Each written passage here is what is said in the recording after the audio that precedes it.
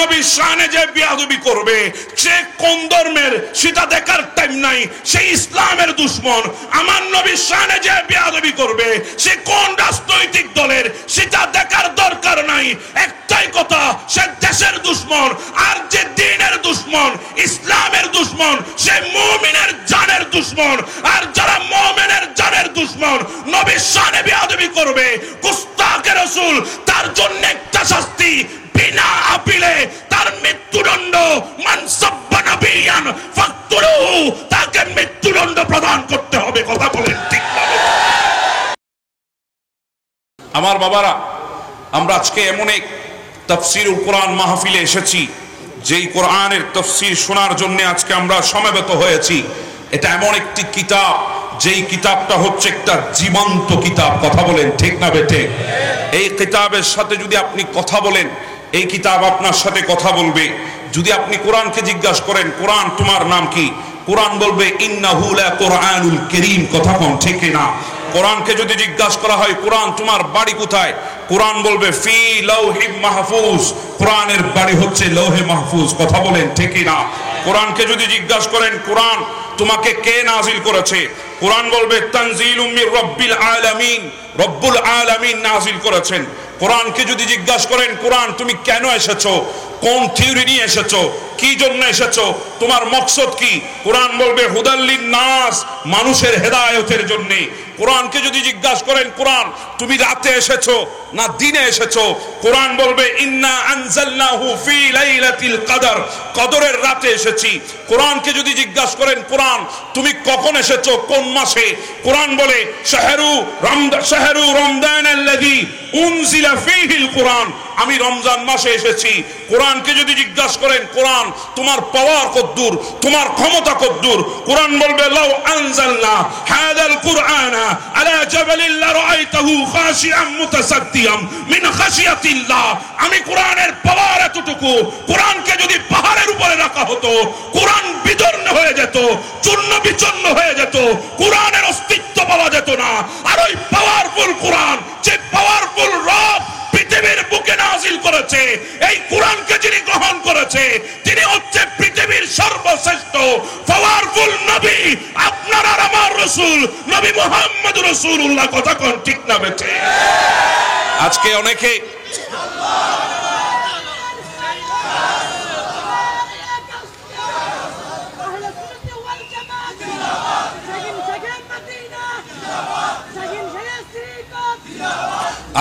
অনেকে কোরআনের মাহফিল করে, তাফসীরুল কোরআন মাহফিল দিয়ে মাহফিল সাজে, বক্তাও সেজে গুজে বসে আছে, টাইটেল লাগিয়েছে কোরআনের পাখি। কথা কোন ঠিক না? আমি চিন্তা করি, জানি না কখন কোরআনের হেলিকপ্টার আর বিমান লাগাই। কথা বলেন ঠিক না বেঠে? এটা আওয়াজে বলবেন ঠিক কি না? আমার কথা একটু বেশি খারাপ লাগা দরকার আছে আপনাদের, কারণ আমাদের এখনো ভেতরে চেতনা জাগে নাই। যদি আমাদের ভেতরে হোসাইনি চেতনা যদি জেগে উঠতো, এই চট্টগ্রামের জমিনে এই নাপাক কোনোদিন আসতে পারতো না। কথা বলেন ঠিক না? এজন্য বলতে চাই আপনাদেরকে স্পষ্ট ভাষায়, আমার রাসূল করিম সাল্লাল্লাহু তাআলা আলাইহি ওয়াসাল্লাম, আমার নবীর উপরে আল্লাহ কোরআন নাজিল করেছেন।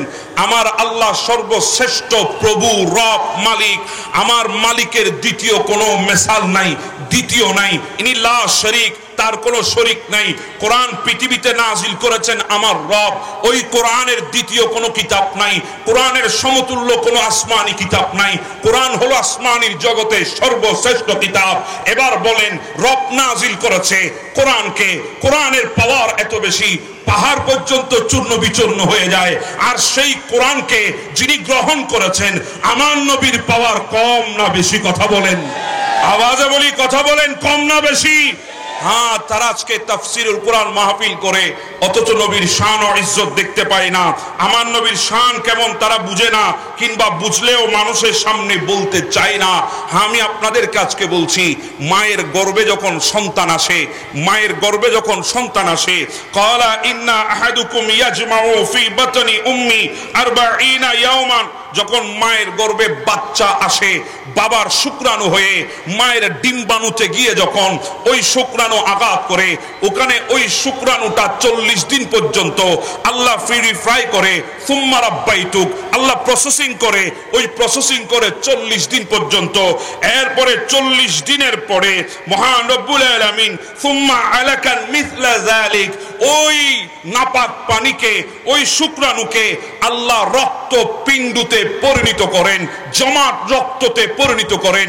ওই জমাট রক্ত 40 দিন পর্যন্ত আল্লাহ পিউরিফাই করে, প্রসেসিং করে, সুম্মা রাব্বাইতুক, প্রসেসিং করার পরে সুম্মা ইয়াকুনু মুদগাতান মিসলা যালিক, ওই রক্ত পিণ্ডুকে আল্লাহ একটা গোশতের টুকরো বানায়, যেটাকে দিল বলা হয় দিল, হার্ট বলা হয় হার্ট, দারকান বলা হয় দারকান। ওই দিল হার্ট আল্লাহ রাব্বুল আলামিন বানান। এরপরে সুম্মা ইয়াবআসুল্লাহু মালাকান ফায়ুমারু বিআরবাইন বিরিজকিহি ওয়া আজালিহি ওয়া শাকিহি, আল্লাহ ফেরেশতা নাজিল করে মায়ের গর্ভের ভেতরে 4টি জিনিস দান করার জন্য, রিজিক, মৃত্যু, দুর্ভাগ্য আর তার সৌভাগ্য। এই 4টা জিনিস তাকে লিখিত করে দেওয়া হয়, লিপিবদ্ধ করে দেওয়া হয়। এরপরে সুম্মা ইয়াবআসুল্লাহু মালাকান ওয়া ইউমারু বিআরবাইনা বিরিজকিন ওয়া আজালিহি ওয়া শাকিহি। এরপরে 40 দিন যাওয়ার পর 3 40-এ 120 দিন, মাস হিসাব করলে 4 মাস। 4 মাস পরে আল্লাহ পাক ওখানে রু দান করেন, রু দেন রু। কিন্তু আমার বাবারা জানতে মন চায়, এত কিছু মায়ের পেটে চলছে, মা কি জানতে পারে? আওয়াজে বলি, মা কি জানতে পারে? কখনো জানতে পারে না।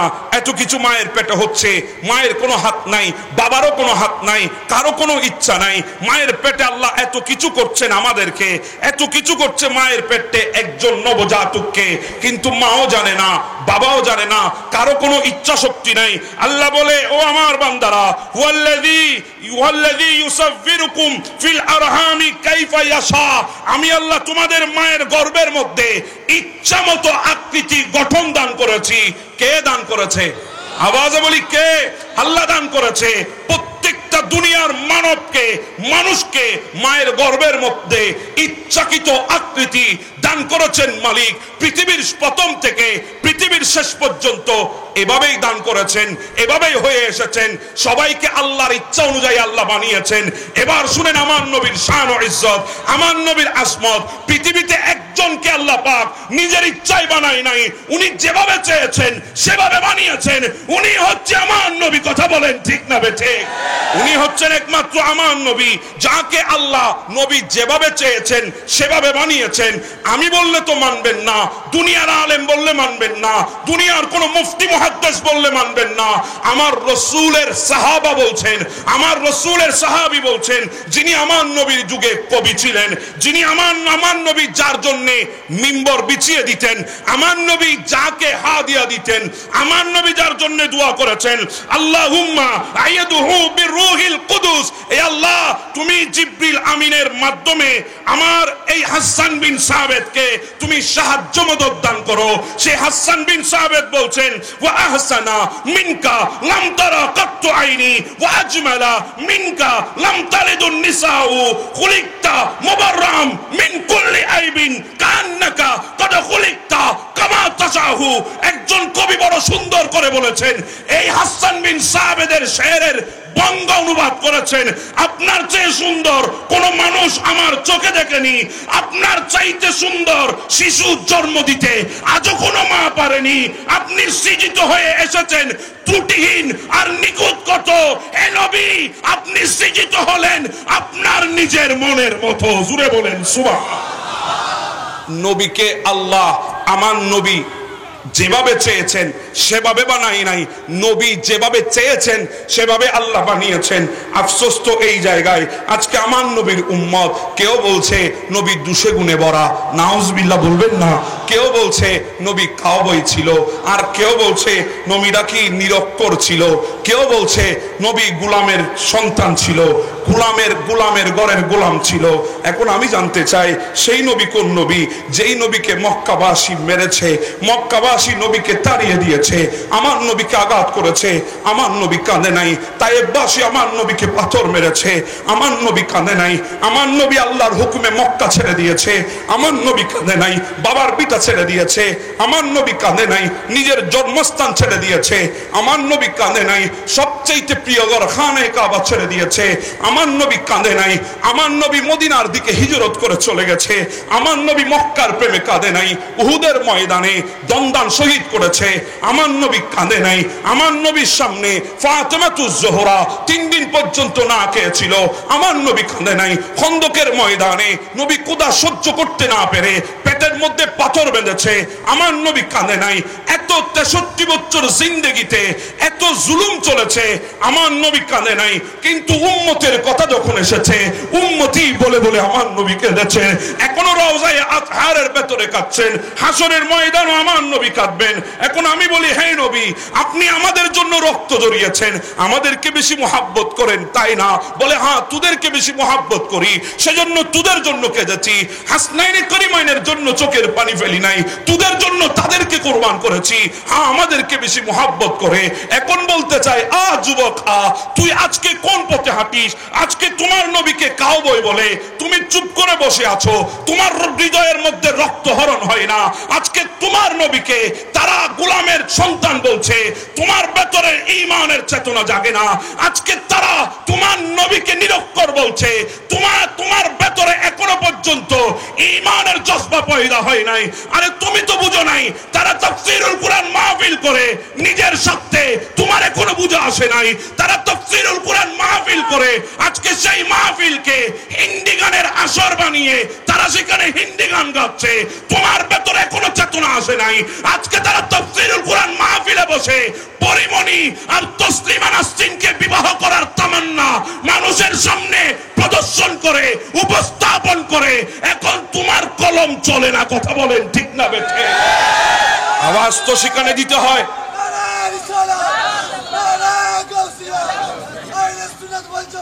আমি সুস্পষ্ট ভাষায় আজকের এই মাহফিল থেকে আমি বলতে চাই একটাই কথা, আমার নবীর শানে যারা বেয়াদবি করবে, আমার নবীর শানে যারা বেয়াদবি করবে, আমার নবীর শানে যারা কথা বলবে, সে কে সেটা দেখার সময় আমার নাই। সে একমাত্র ইসলামের দুশমন, কথা বলেন ঠিক না বেটে? আমার নবীর শানে যে বেয়াদবি করবে, সে কোন ধর্মের সেটা দেখার টাইম নাই, সে ইসলামের দুশমন। আমার নবীর শানে যে বেয়াদবি করবে, সে কোন রাজনৈতিক দলের সেটা দেখার দরকার নাই। একটাই কথা, সে দেশের দুশমন। আর যে দ্বীনের দুশমন, ইসলামের দুশমন, সে মুমিনের জানের দুশমন। আর যারা মুমিনের জানের দুশমন, নবীর শানে বেয়াদবি করবে, গুস্তাখে রাসূল, তার জন্য একটা শাস্তি, বিনা আপিলে তার মৃত্যুদণ্ড। মান সাব্বা নাবিয়ান ফাকতুলুহু, তাকে মৃত্যুদণ্ড প্রদান করতে হবে, কথা বলেন ঠিক না?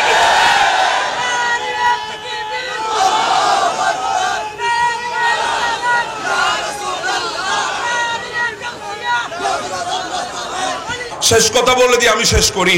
আমরা বীরের জাতি, বীরের জাতি, কথা বলে ঠিক না? ভয় করি না, ভয় করি না। আমাদের মুরব্বীরাও করে না, আমরাও করি না। তোমরা মনে করেছো একজন ফারুকীকে জমিন থেকে বিদায় করে তোমরা সুন্নিয়তকে কবর দিবা। তোমরা ভুলে গেছো এক ফারুকী লোকান্তরে লক্ষ ফারুকী আজকে রাজপথে আছে, কথা বলেন ঠিক না? আল্লামা গাজী শেরে বাংলা দুনিয়া থেকে চলে গেছে, তোমরা সেই সুবাদে ভেবে নিয়েছো সুন্নিদেরকে কবরে দাফন করে দিবা।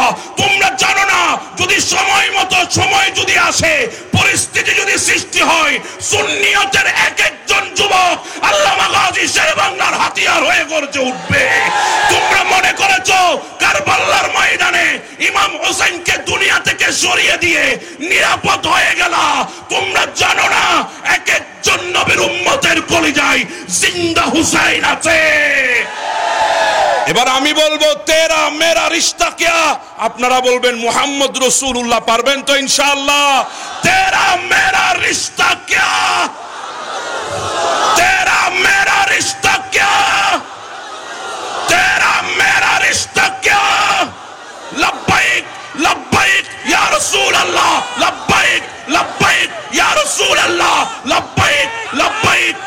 রাসূল আল্লাহ। আসসালামু আলাইকুম ওয়া রাহমাতুল্লাহ।